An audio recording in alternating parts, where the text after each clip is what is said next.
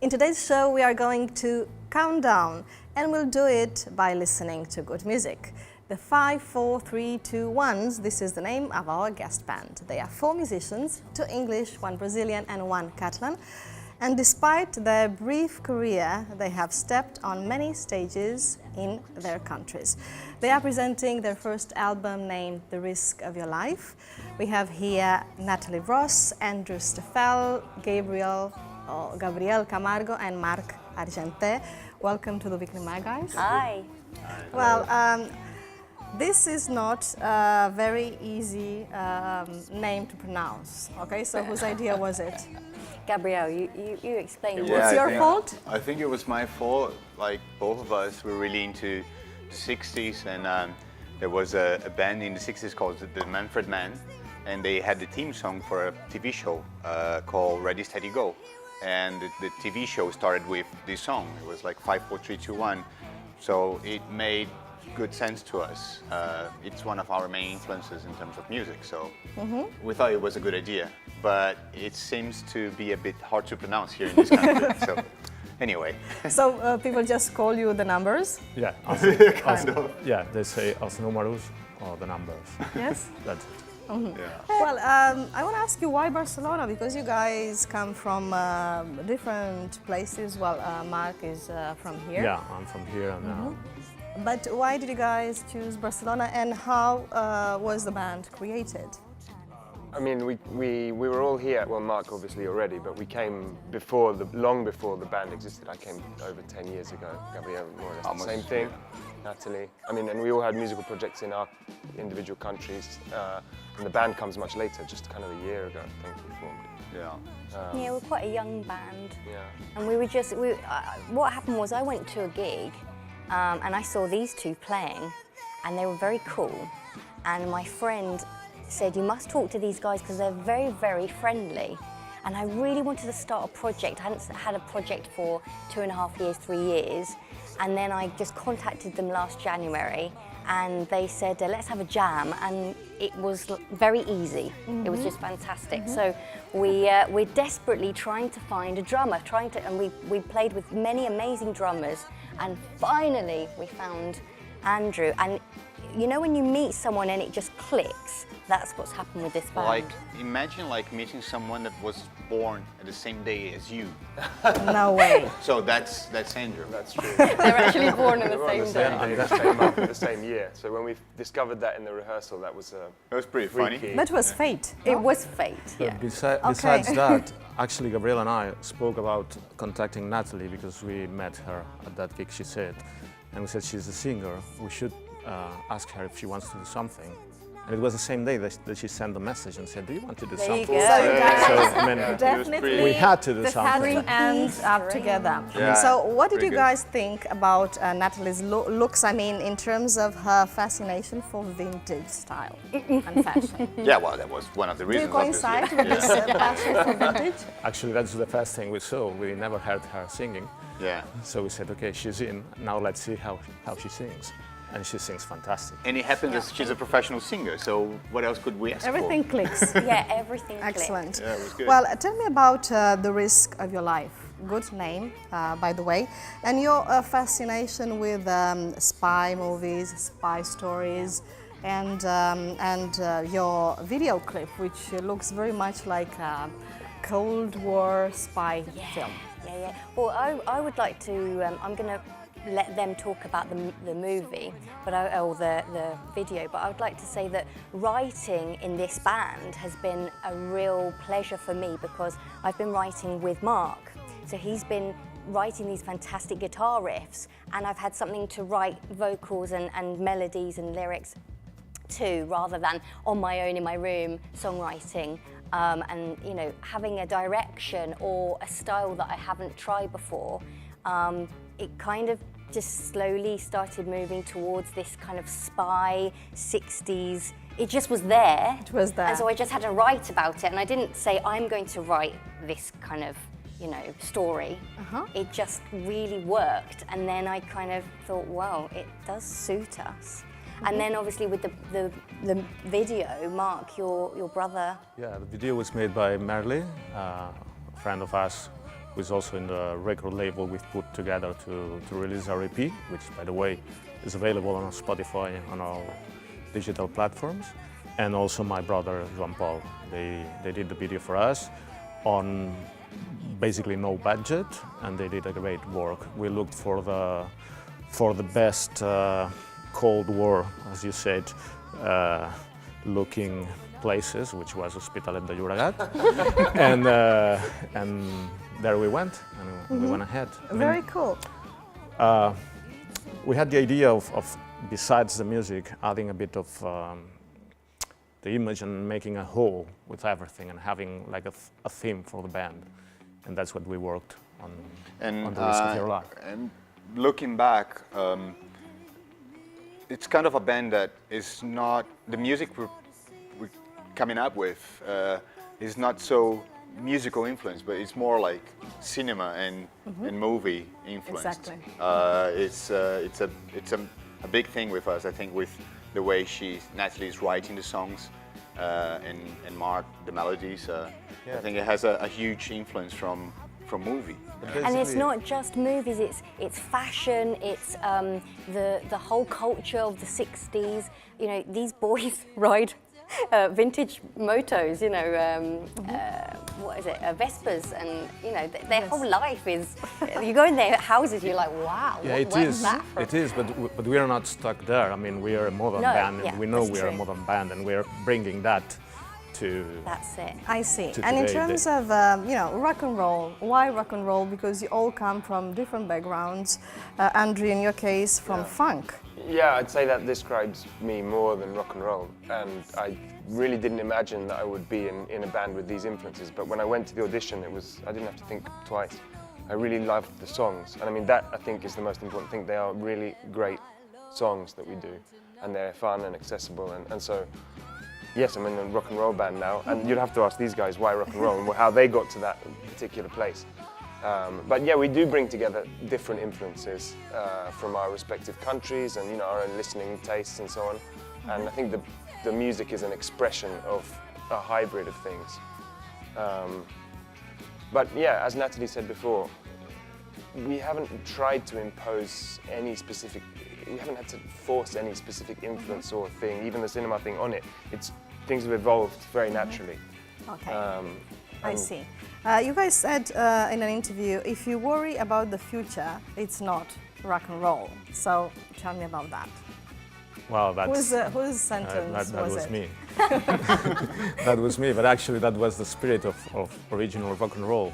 You know, maybe before it became a business, it was like a way of life. I mean, you just don't have to worry about what's going to happen tomorrow, and you just have to live the moment and live it with everything you've got.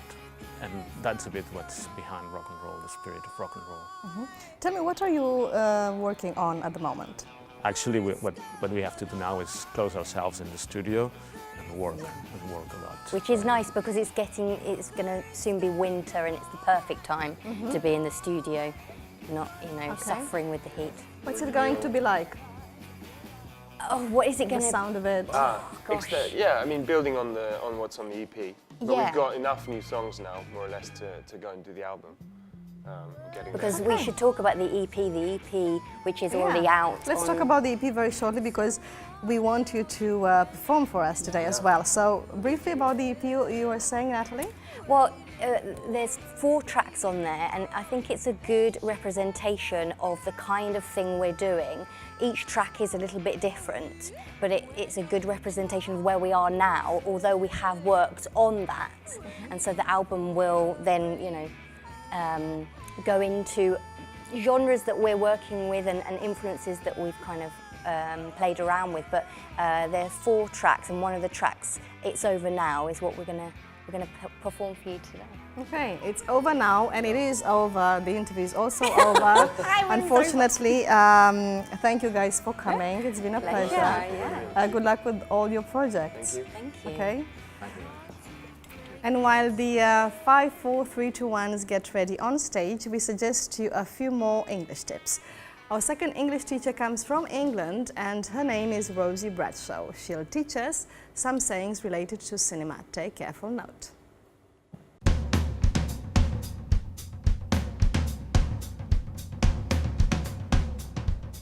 Hi, I just love the cinema, don't you?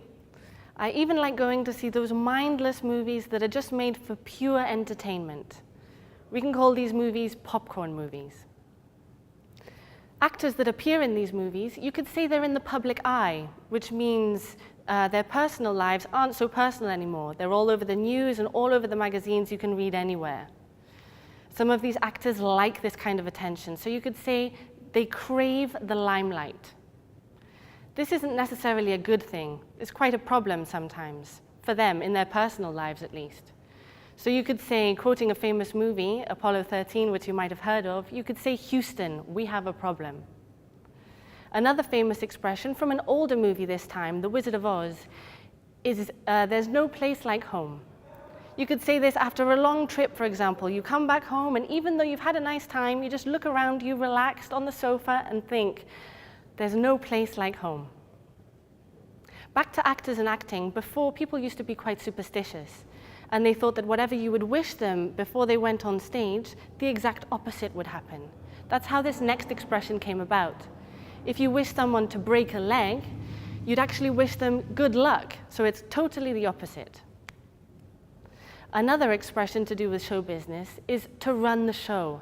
This is describing someone that's in charge of a situation.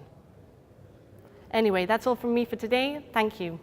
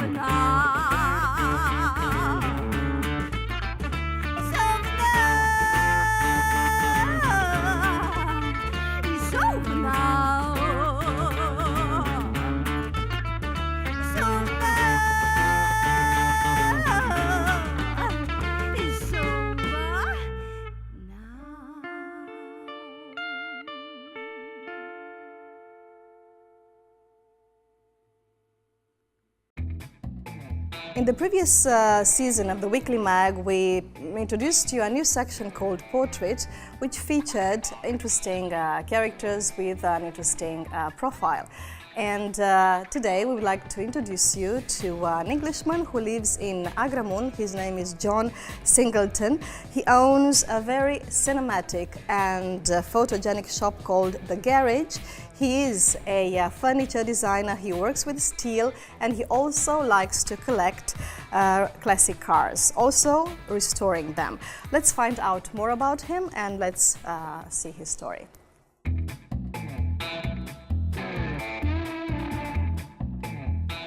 Hi, I'm Jonathan Singleton. Everybody calls me Sig.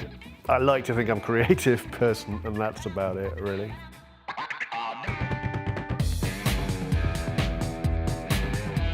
I started making furniture using old pieces of glass or steel or stuff that you just find on the street to turn into furniture. And it started working and we started selling it. And after that I started making proper furniture. And weirdly it became really well known and I made hundreds of things. I kind of liked steel, I don't know. Joining steel is very, when you weld it, it becomes one thing. Whereas with wood, for example, it's always glued and you can always see the join and it doesn't mesh. I don't know, I find it very enjoyable working with steel, and especially because people expect it to be quite cubic and quite square and cold. And by giving it a curve and by welding it and heating it, and you can make it into quite a sensual kind of rounded form. I don't really define myself with a style of furniture. I hope to define myself because I make the clients sort of happy, you know. And I really enjoy it when the pieces that I've made become part of the client's household.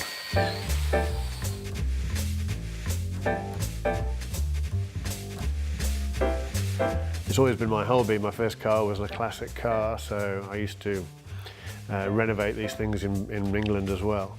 I really enjoyed doing that as well as the furniture. Obviously welding with the steel enables you to learn the techniques for fixing rusted old cars, you know. Every car has its little story, which is great as well.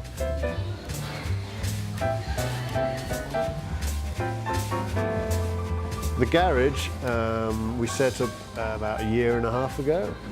It was basically all the stuff I had in the house, including the cars and all the prototype furniture and all my models and all the weird things that I had, you know, and stick them under one roof. The people in town thought, well, they didn't know what it was, whether it was a museum, if it was a sort of second-hand shop or what it was, but we set it up to kind of inspire people and to inspire me a little bit. You know, I'd really like people seeing this stuff and freaking out. Even if they're young or old or kids, you know, they leave the shop really with a big smile on the face, which is fantastic, you know. Plus, as a father, I'm really proud that I've been able to follow my passion, which is what every child should do. I'm constantly persuading them to get out there, explore, and discover what they want to do, you know. And that's I think, a good sign that I did this, so they can do it as well, you know.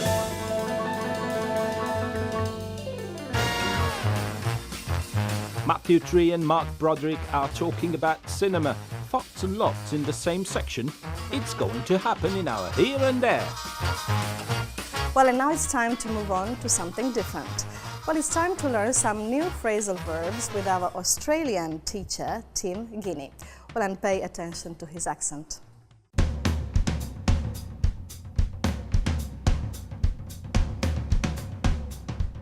Today we're talking about phrasal verbs that have to do with films, and a perfect place to start is a film's title.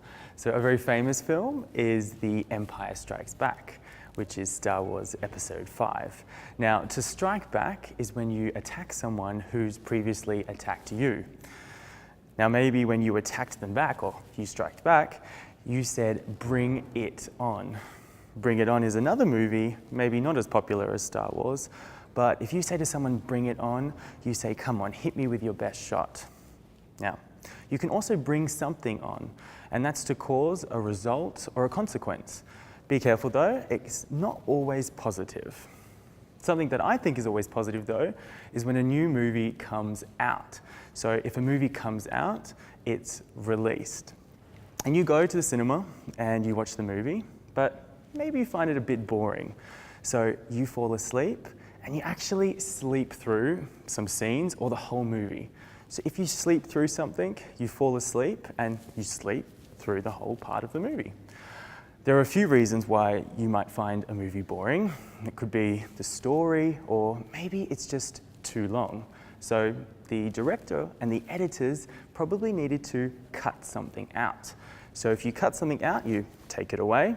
And there's a variety of reasons of why directors need to cut things out of movies. Could be for censorship, or it could be for length as well. Or maybe it's not just that funny. Now, if you go to a movie and it makes you think, sometimes you find yourself thinking about it and thinking about it afterwards. You're not 100% sure and you don't understand the story. Well, you need to let it sink in. So a movie that needed to sink in for me was Inception. And I had to talk to friends about it and ask them for their opinions. So if you want to ask for someone's opinion, you can say, what did you make of the film? So make of is, what's your opinion? Now be careful though, if you add one more F to this phrasal verb and change it to make off, well, that means something completely different. If you make off, you leave very quickly. So I'm going to make off right now, and I'll see you. Everything has its first time, even taking part in a human tower. And expats can do it as well. We'll check it out in our First Timers section.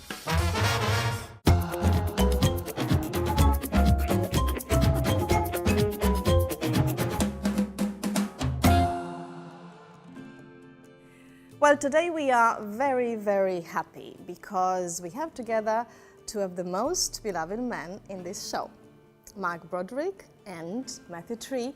Well, they are here today with us again, and let's welcome them. Marc, happy to see you. Happy to see you too. Happy to see you too, Matthew. Yeah, Matthew, me how are too. you? I'm fine. I'm fine. I like working with young people. It's great. That's a good line. Well, after the last experiment with them together before holidays, I really don't know if this is going to be a good experience, if it's been a good or bad idea, but I'm sure we'll find out today. And what I'm really more sure of is that we won't get bored and we'll have a great time. So this section is called Here and There, and our aim is to compare Catalan reality with what happens in other cultures related to today's subject, which is cinema.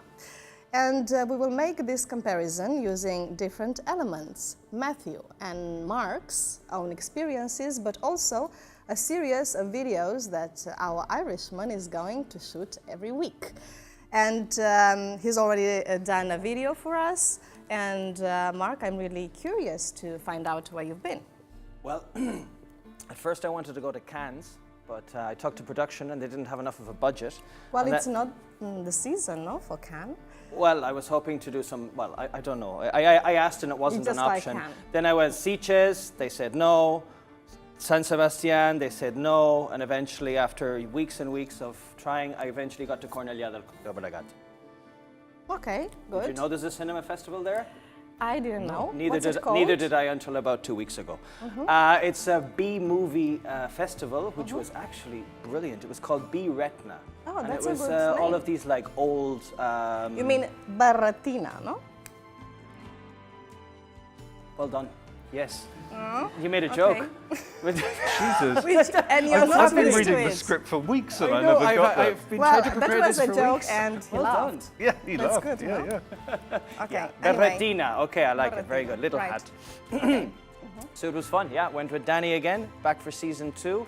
And well, if you have a quick look, you'll see what kind of shenanigans we got up to. Okay, let's see. My mom always said life is like a box of chocolates. You never know which one you're gonna get. And here we are in Cornellà del Llobregat. Let's see what we get today.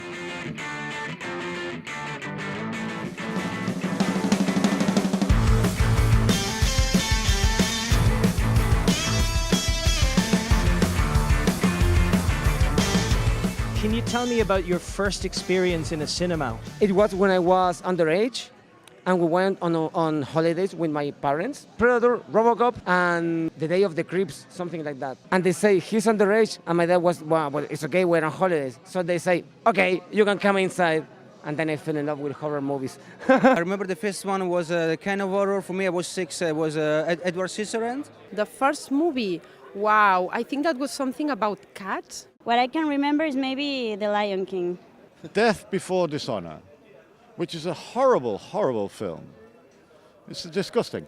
But the thing I remember the most is that my father threw me out of that movie when there was a torture scene with a chainsaw. My father said, "We've had enough, we're leaving." I was 9 years old and I was thrown out of the cinema, and it was extremely embarrassing. E.T. Phone Home. I miss home, miss Ireland. What's your favorite movie? Evil Dead. Evil Dead. American History X. Shaun of the Dead. Ever been a horror movie that you've seen that you actually got scared? Halloween from John Carpenter, because the suspense and the music and the silence that the guy created on that movie were like, you're sitting on a knife. It's like, oh, you know, besides like, ting, ting, ting, ting, ting, ting, ting, ting, ting. It's like, ah. The Shining, but I got super scared. I always like wake up in the night thinking my dad was gonna kill me. I always remember the blood and the elevator scene. Here's Johnny. Texas Chainsaw Massacre. The scene where Leatherface puts the girl on the meat hook. That you don't see it, but you do feel it. It was quite impressive. I love the smell of napalm in the morning. What about you, Marcella and Matthew? Well, napalm in the morning? I'm not sure that's a good idea. I think I prefer coffee. Have you ever smelled napalm, Matthew? Not when I saw Apocalypse Now, but in a sense, yeah, when I was a little kid and they were running footage of the Vietnam War on the TV every night, and there was that famous scene of the little girl running down the road with bits of skin hanging off her. Yeah, and terrible. then I got a feel of what napalm was, even though I must have been about 6 or 7 at the time, yeah. Mm-hmm. Was that a traumatic experience for you, Matthew? No, it was funny. I just sort of watched all those images and just thought, what an incredibly strange thing is happening on the other side of the planet. But of course, I didn't understand anything about what it was all about. You know. Anyway, I think that was a great video, Mark. Thanks. Really well done. Yeah. Really, I mean it. And the people you interviewed also very interesting. Very so congratulations. interesting. Very interesting characters. Very good English and really funny. What did you want to say? No, Sorry. that guy who spoke, was he from here or was he English? The guy with the long hair? Yeah. He was from Manchester. He's been here for like 30 years. Right, because he's lost his Manchester accent, that's for sure. He doesn't sound like a Manx. No, not at all. Well, Mark also lost his Irish accent, so. What are you talking about? about? Don't you think? No, I can hardly understand it. Oh, no, he's still got his accent. Yeah, well, I think it's a pretty standard now. No, not very Irish. Anyway, at least it's my opinion, which is a compliment. Thank you, thank course. you. I asked everybody there, like, what was the first movie that they saw, and I want to know what was the first movie you saw, Matthew? Oh, back in the 60s and the 50s. Yeah, yeah. Let's not overdo it. Sorry, I didn't grow up in the 50s. All right, come on. Okay, in the 60s, when I was a little kid. Okay. And this is really like a little piece of history. In Victoria Station in London. Victorian England? No. No, Victoria Station, Mark. You know, in the swinging 60s. Okay. They had a little cinema which was just for kids, and all they did on a loop, they showed Disney movies, cartoons and stuff. Okay. And my mum used to take me there every weekend, and I remember so clearly watching these cartoon films, which then were not put on TV, and it was in colour, which was like a big deal at the time in the 60s. No? They called it Technicolor. You know, and I just remember that so clearly. But as a very small child, being taken, because it was so weird to go into a railway station, and then on one side of the railway station, built into the railway station, there was a cinema for kids. Wow.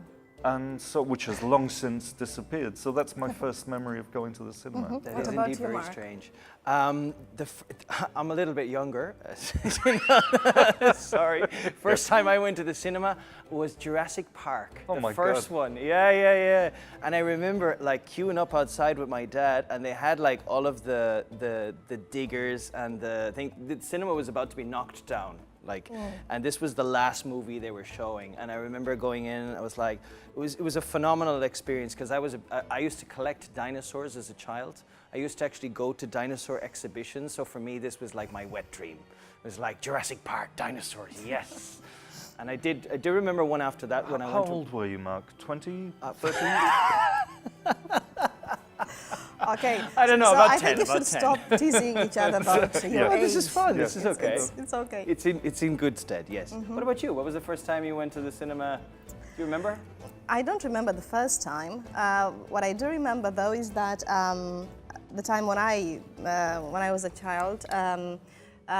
In my country, which is Romania, they used to just have, you know, like Chinese films, Indian films, or Korean films, and I do remember watching these films in original version.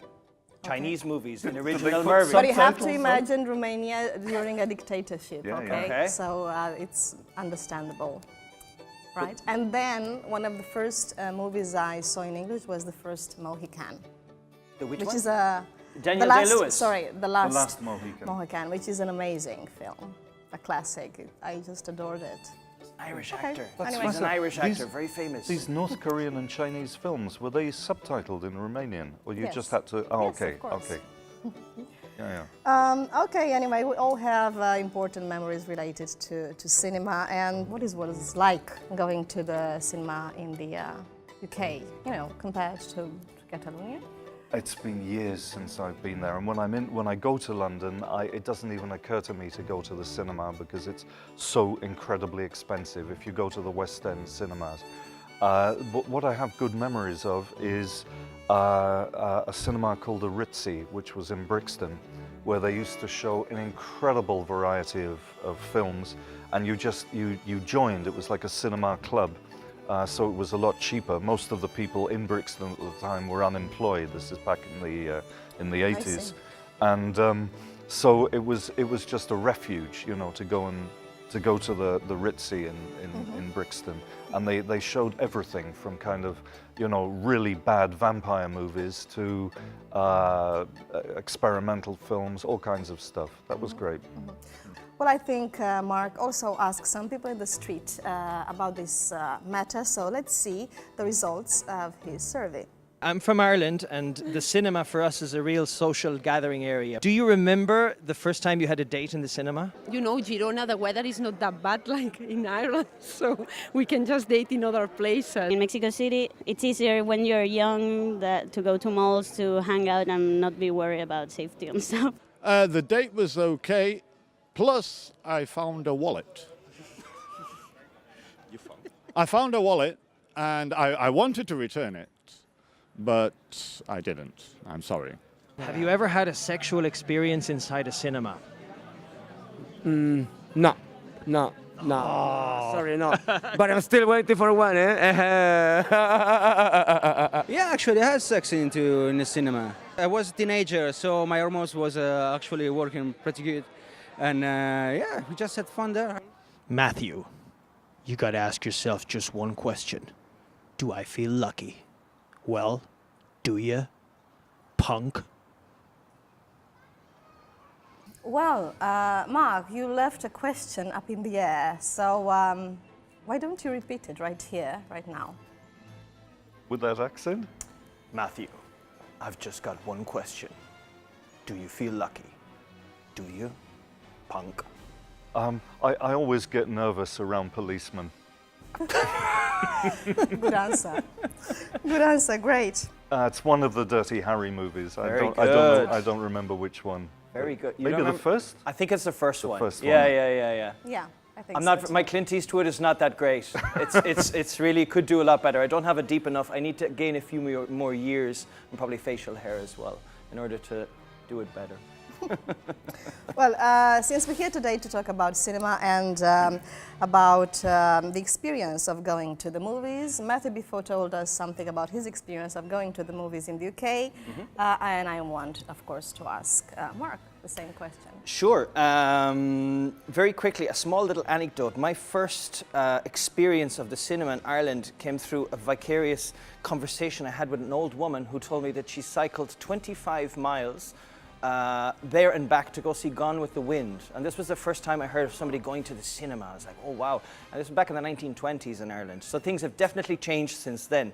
Ireland at the minute, or when I was there maybe 10 or 15 years ago, the cinema is like a source of like a social hangout. Because as you saw in the video, they said like the weather in Girona is very nice, so people have better things to do than to go spend time in the cinema. But in Ireland, because the weather is kind of crappy, it's kind of raining all the time, the young people, before they can go to bars and restaurants and stuff, they all hang out in the cinema. So it's kind of like a place to hang out, hook up, have your first date, hide away from your parents for a couple of hours. So that was my experience like growing up in Ireland and that, yeah. I see. What about now? Because now you live in Barcelona, do you go to the cinema a lot? I don't, actually. I find it really overpriced here, and the quality of the cinemas themselves are not as good as, for example, when I lived in Canada, the cinema is an experience. I mean, it's expensive, but like the cinemas are huge. You have these huge, like, massive seats that you can sit down. You feel like you're getting your money's worth out of it, so to speak. Plus, it's very cold in Canada, so I probably spent a lot of time going to the cinema to stay out of the cold as well. Here, because the weather's so nice, I don't go too often. Mm-hmm. Mark, we have another video. Yes, we do indeed. Yeah, which you and Danny have brought us. What is it about? It's kind of based on what we did before, a little bit like the typical lines from movies, no? Like, I guess here people are used to listening to them in Spanish. So when you translate them back into English, people kind of get, unless you put the tone, like I tried with my Clint Eastwood, which didn't work. We played a little game with one of the guys there about some quotes from movies. Did you win or lose? We'll see. Okay, we'll see. We'll see. So let's watch it. David. Tell me.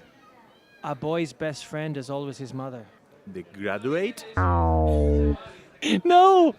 Psycho. Ding, ding, ding. Keep your friends close, but your enemies closer.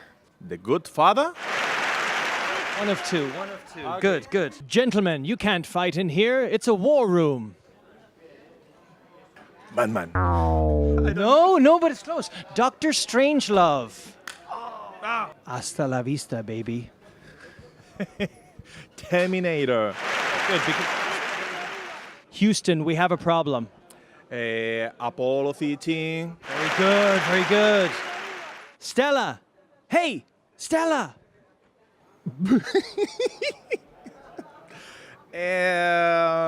Fantasia. Mickey Mouse. No, a streetcar named Desire. He's lying. Okay, so David, it's your turn, okay? Okay. Can you do a scene for me? Yeah, of course. A woman. All the women can fake an orgasm. A man responds, okay, try to do it. And the woman say,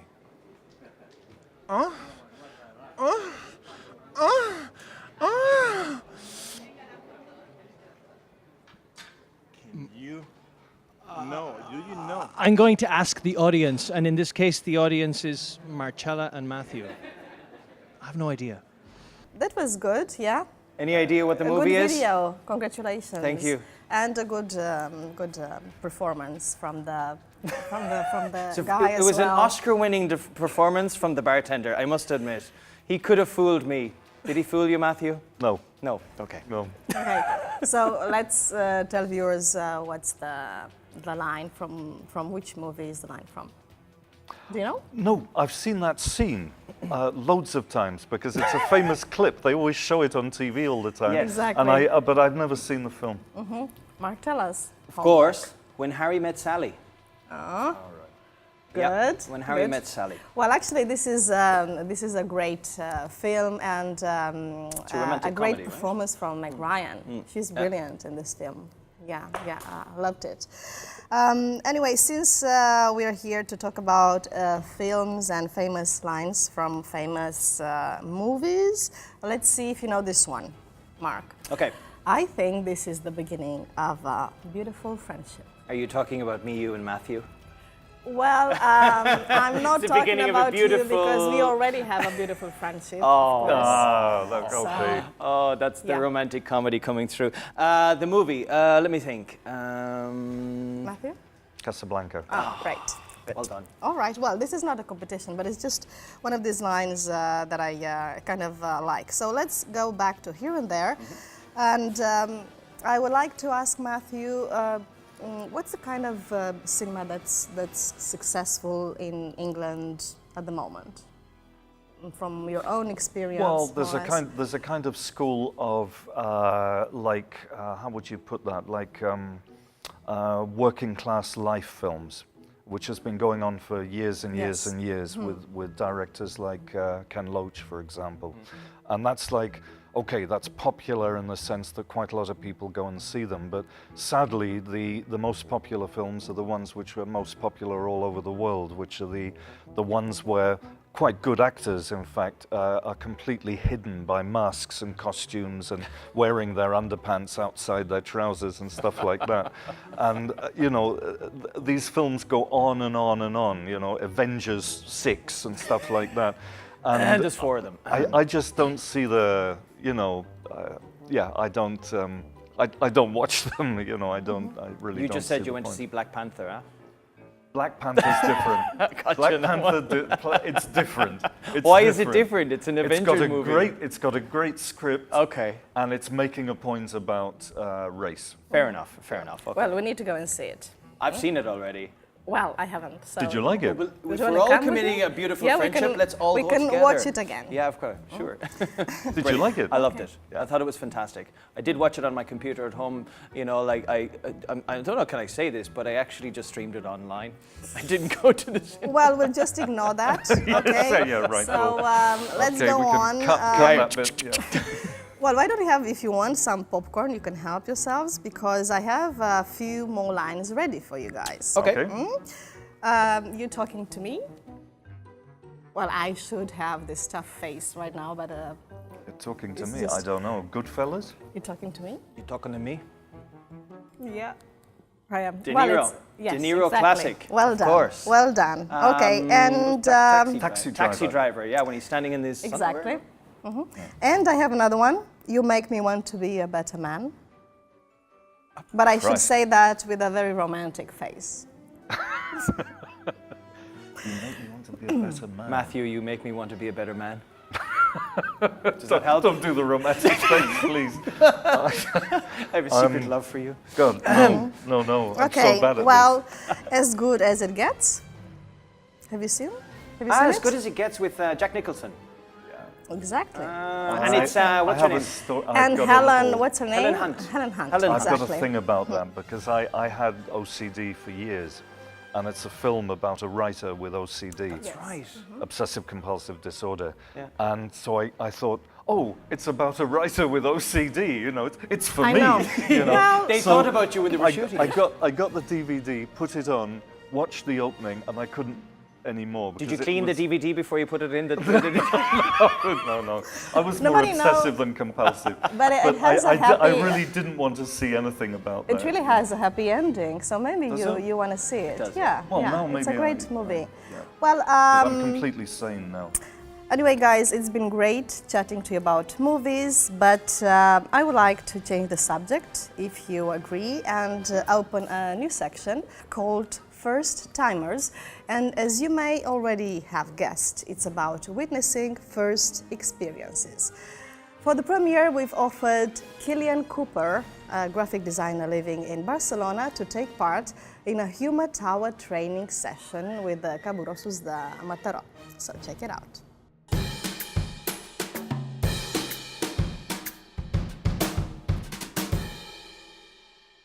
Doubtlessly, the first time that you do anything, you remember it for the rest of your life. That's why we are taking an Irishman to live for his very first time, a very special, a very Catalan experience. Today we are, wait, what we were doing? Okay. So today we are taking for the first time an Irishman to a human tower rehearsal, and we will see what happens. This was a complete mystery. They didn't tell me anything.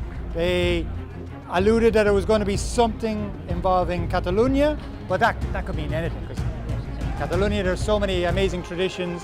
We could have been doing shots of Purron for all I knew, or having calzots. But instead, we're doing something amazing, and it was Castellers.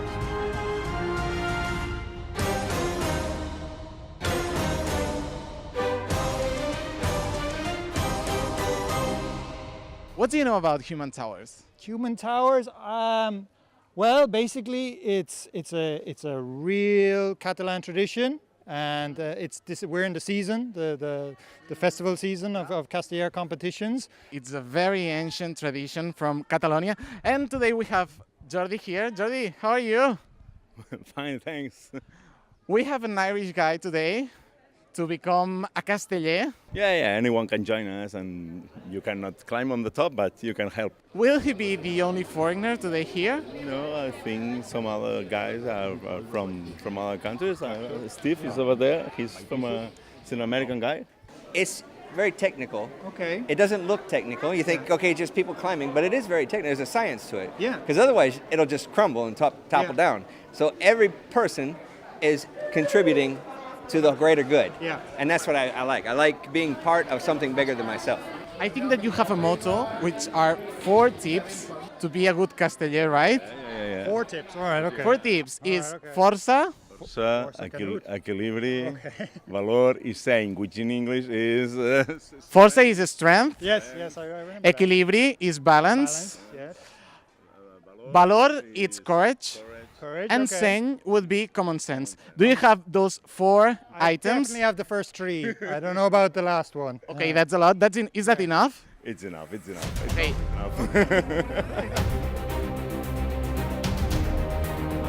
Okay. Do I keep turning? No. More or less. So I think it's time to try. I guess so, yeah. I got my guru here. So. Too much. You want to keep your straight up and down. Okay.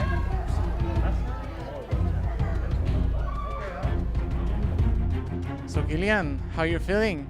It's like a massage, really. Yeah, it's quite relaxing at the moment. Yeah. How many have I got on me? 3? Now you only, just 1. Do you want another one? Oh yeah, send them up. Okay. Right, so how much you can actually, how much weight can be on your shoulders, and you don't realize it. Don't start bending over. Keep your back straight. Yes. Always straight. Doing fine. Yeah, the more the merrier. It's easy. They're coming down, don't worry. Okay. So, how are you feeling right now? I think your main concern is like, okay, just nobody fall. So you're just like, okay.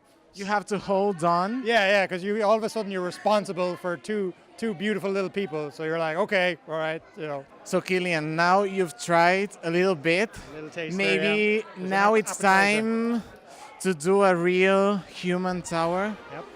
I'm gonna. Can I be the piña? Do you feel like being a part of a human tower? Who wouldn't? You had me at handcuffs. Maybe you will be a part of the handcuffs. Maybe, yeah. Okay, let's try it. Let's try it. Okay.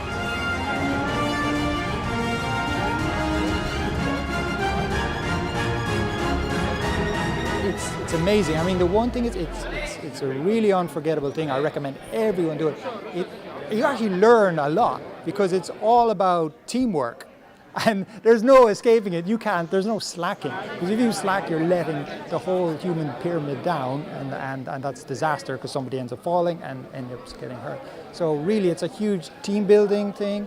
And it's just a real sense of a bond is formed between strangers. I've just met these people, and I feel like, okay, it's kind of, you know, you'll never be as close to someone as you're pressed up against their back in the pineapple position, but it was pretty spectacular. Xarxa, tens motxilla, suau. It's like Jordi said before, anyone can do it. I mean, that's the beautiful thing about this tradition. You see all types of shapes and different types of people of different ages. It doesn't matter really where you're from, although it's a Catalan tradition. They really are welcoming, and they want you to try it. And I think anyone who does try it will get so much out of it. It's just, I mean, you know, it's intense, it's short, but there's a real bond that's formed when you try it.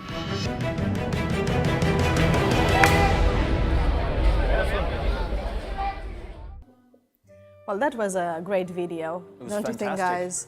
I really loved it. Congratulations to Killian for his abilities and for his courage. And for being Irish. There's lots of us on the show, it seems. Well, we didn't do it on purpose. Lots of Irish people in today's show. Just a coincidence, to be honest. Yeah. So, have you ever taken part in a human tower? I haven't, but as you probably might know, I've seen it up close and personal, and it does look like a really interesting activity to do. I'd love to give it a go. Yeah? You would be up for it? I would, although the whole thing about being so close to people, I don't know about you, Matthew. You know, we come from the islands. We're not very big on this whole, you know. It's actually a good point. Contact, you know, like, I don't know. I've lived here for 34 years. I'm used to touching people. Yes, you finally got used to it. No, because it's a good point. The issue of personal space, which is so important in Anglo-Saxon cultures. Yeah. Well, I took part once, only once, because they needed more people in what they call, in fact, I think Killian mentioned it in the video, the piña. You didn't climb, you weren't the enchaneta? No, because that takes you know, years of training. I mean, they train and they have computer simulations and everything to do that. But so I just joined in the piña, and it was, and you feel useful for once. You know, it was great. Well, anyway, Marc, if you really want to take part in a human tower in a castell, I think they mentioned 4 qualities that a castellier should have, which is in Catalan força, force, equilibri, which is balance, valor, courage, and seny, common sense. I have none of those, like zero. So, honestly, I am not strong. I am not courageous in any stretch of the imagination, and I'm definitely got no balance. I'm too tall. My center of gravity is a bit off, so I don't know what I make a good castellier. Well, common sense? I don't have a lot of that either. I don't actually know what my positive qualities are. I don't know are they good enough for castelliers. I don't know. Well, I'll Marc, have to give it a go. I think you can always try. I can. At least, no? I like to try. Anyway, and to conclude this part of this program, I would like to ask you if there is something you'd like to do for the first time in your life. Yes, I would like to learn how to play boogie woogie piano. Wow. It's something I have always wanted to do. And it's quite simple, it's not that difficult, but I just need to sit down with someone so they teach me how to do the basics of boogie woogie piano. Excuse my ignorance, what is boogie boogie piano? Boogie woogie? Boogie boogie or boogie woogie? No, Jesus Christ, boogie woogie. I don't know what that is. Yeah, it's a form of blues that's played very quickly on the piano. Okay. And so, in fact, rock and roll derives partly from boogie woogie. Okay. Miles Tree. Wow. Instead of Miles Davis. You always learn. Every day you learn something I'm learning new. something new, yes? exactly. So it's good. What about you, Marc? What would I like to try for the first time? That's right. I'd like to know what it's like to be a king. That sounds really, really strange, but like having all of these people taking care of you, looking up to you, and it must be really strange. It must be like a completely not in touch with reality experience. And I know I'll probably never get the opportunity to do that. Well, and most I don't know likely, why these people exist in my still. humble opinion, most likely not. Probably not. Say. Probably, you never know. I could, but it's something that I always look at. Yeah, okay. or you appear on television and just make some really stupid statements. That's another thing that kings do, you know. I do that on a weekly basis. Well, okay. Anyway, all these experiences we showed you before, and many others will be part of our First Timer section from now on, and I recommend you not to miss it. Thanks for coming to the program, both of you, Marc and Matthew, and see you next week. See you next week. Well, the show ends for now, but we continue on social networks. And remember, you can follow us through @TheWeeklyMagTV. And I leave you with a quote by one of the greatest film directors ever. I'm sure you'll know who I'm talking about. And remember, keep your English up and running.